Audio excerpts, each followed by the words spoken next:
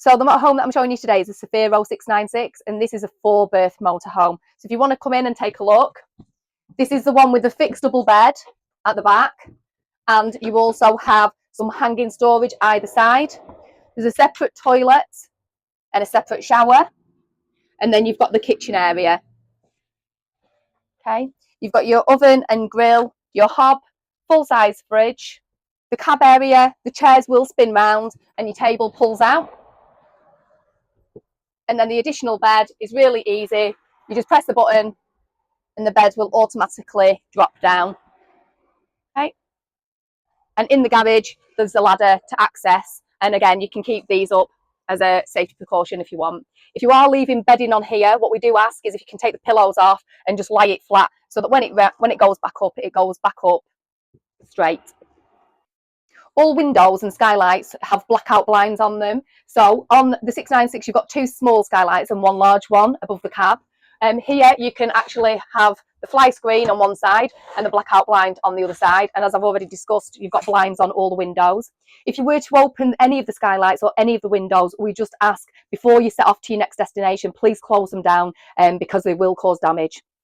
With all of the blinds in the motorhomes, they are on little tiny clips, okay? So you do have to be quite careful with them, and it's just because it keeps the weight down. So to use the blinds, you press the 2 buttons in and just guide it up, and then you just guide it back down so it just stays on the runners. As discussed before, as I was showing you the toilet cassette, we talked about the grey lever. So when you come and have a pee, this is the grey lever, and if you just pull it over to the right-hand side, that's the toilet cassette open, and then when you're finished, that's it closed. The motorhomes come with Wi-Fi. To make sure that the Wi-Fi is on, the interior light box does need to be ticked. In this vehicle, the Wi-Fi is just up on the top dashboard, and it's Teleco. And then we have a Wi-Fi code, which is on one of the stickers as well.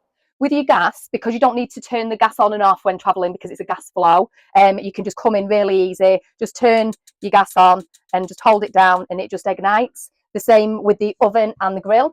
So if you turn it to the right where the little black bit is, that's for your grill.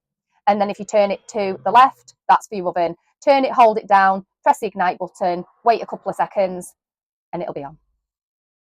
So what's included in the motorhome is all your plates, bowls, cups and glasses. We also supply cutlery. We've got a can opener, a sharp knife, bottle opener, washing up bowl, griddle pan. We do have utensils and scissors and a chopping board. We do supply 1 tea towel and an oven glove. And then we also supply a frying pan, 2 saucepans, a mixing bowl colander and a kettle. The showers are the same in all of the motorhomes, and as discussed before when I was talking about the water, we carry about 80 to 100 litres. So when I say shower, I mean a freshen up. So if you are to have a shower, turn the shower on, wet yourself down, turn the water off, lather yourself up, and then you can just rinse so that you're not running out of water. All vehicles come with a safety sticker, and on the safety sticker there is the office number. However, if you are away when the office is closed, there is a number to contact out of hours, and there's a mobile number there for technical support, and we do always answer emails as well. In the event of a breakdown, we do provide the breakdown number there. All you would need to do is ring the number and quote the registration. On board, we do have a first aid kit, we do have high-vis vests, and we do have a red triangle. All vans, before you take them out, are full with diesel, AdBlue and LPG gas. The only 2 things we ask to fill up when on your return is the diesel and the LPG gas, which you can do at the forecourt here at the garage. Diesel, that's where the diesel goes in, and the AdBlue just goes in at that point there.